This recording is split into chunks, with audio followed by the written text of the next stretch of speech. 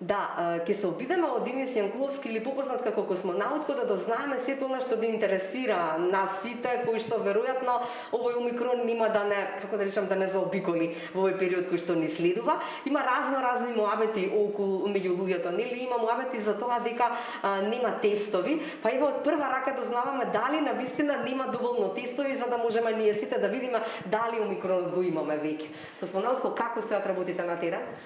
Па ајде за почеток во однос на ова за тестовите дека недостасуваат.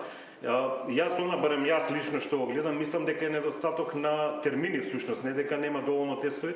Мислам дека сепак кога би се овозможело да има многу повеќе термини.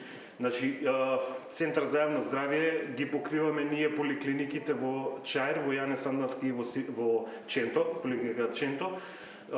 Не дека е до нас тоа, веројатно тоа е сепак одлука на Министерството за здравство, меѓутоа кога би ги се проширила таа бројка, значи дали би можело по другите поликлиники да се отворат пунктови или евентуално по овие поликлиники постоечкиве можда и дополнителни термини, мислам дека ќе се реши, ако не целосно, барем поголем процент во секој случај дека ќе биде полесно за термините. Да, значи кога сме кај термините да се договориме, ако има 50 места за термини, така и тие се исполнети, не дека нема, туку нема луѓе кои што би требало да го сработат тоа, така никако. Да, точно, ние колегите мои кои што се во пунктовите, значи ние добиваме листа со закажани веќе термини. Значи ако има 50 термини, 50 можат да земат брисеви, затоа што тие се на пунктовите се земаат нели брисеви само од закажани термини.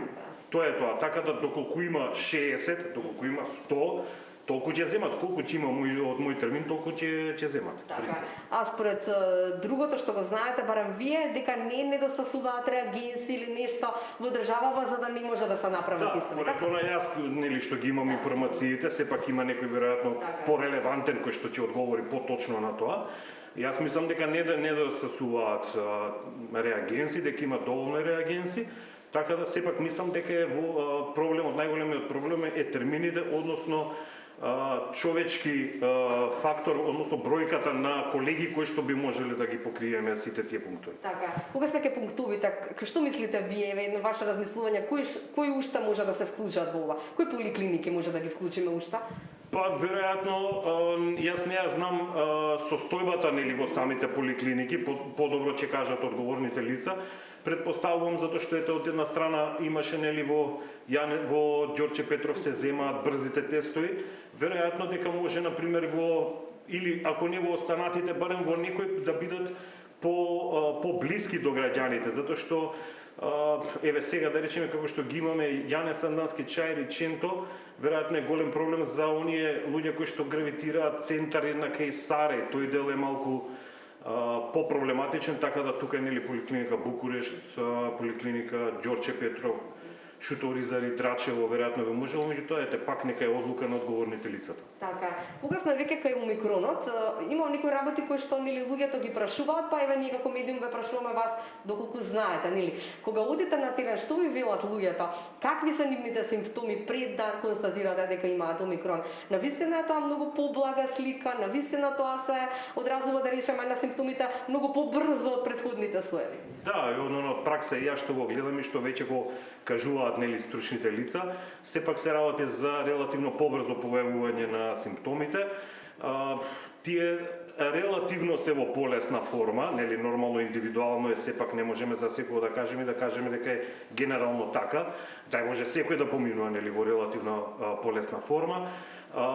Исто така и побрзо, пократко трае веројатно период на заразеност, периодите брзо се губат симптомите, пак ќе кажеме нели најчесто е сето тоа, така да се работи за полесна форма, но не значи ние треба да се опуштиме премногу затоа што не знаеме нели, сепак од кај знаеме може да мутира, може да направи, така да сепак луѓето уште треба да бидат внимателни дефинитивно.